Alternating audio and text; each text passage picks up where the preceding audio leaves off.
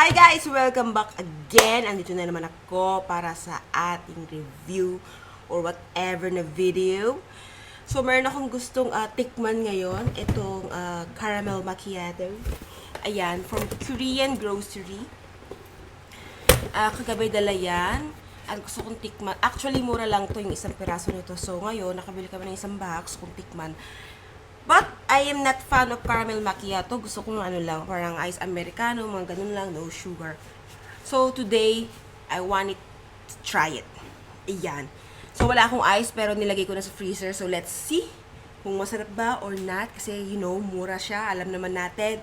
Kadalasan, pag mura, hindi masarap. Pero, not all, take note, hindi lahat. Sige, try natin.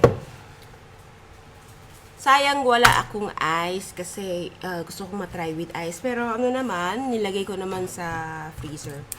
So, ayan. Shake natin ng konti. Actually, maraming flavor to, tsaka may isa pa yatang brand. Parang 40 pesos yata. Basta less than 50 pesos yung isang piraso, kaya mura.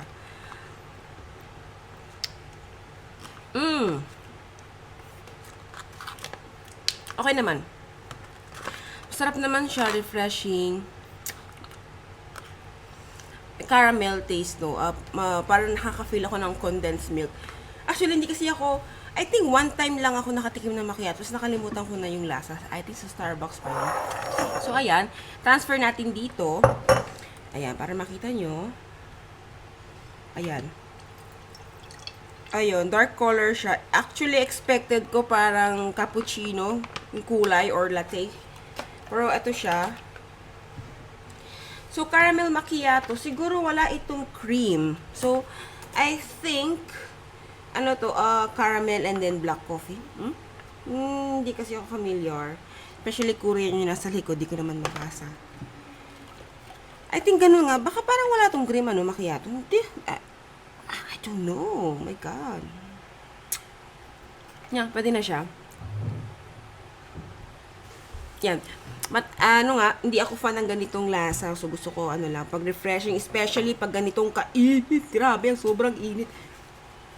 So, ayan. So, makikita to sa Korean grocery. Makikita nyo yan, madalas nasa malapit sa entrance. Tapos, iba't ibang klase or brand ng coffee. May black coffee, merong black coffee with hazelnut, mga ganon. So, hindi ako nagkakamali, less than 50 pesos lang. So, pwedeng-pwede na. Tapos, may isang Korean grocery dito sa amin na malapit. Meron silang stall na ganito, puro coffee, iba-iba ang flavor. At the same time, meron silang nasa cup na may full of ice. So, pwede mong ilagay yun sa cup na yun. Tapos kasi full of ice, especially ngayon, sa mga sobrang init. Kung nadaan ka lang, gusto mo lang cold or iced coffee. So, ayun, pwede na. So, yun lang guys. See you on my next video. Babu!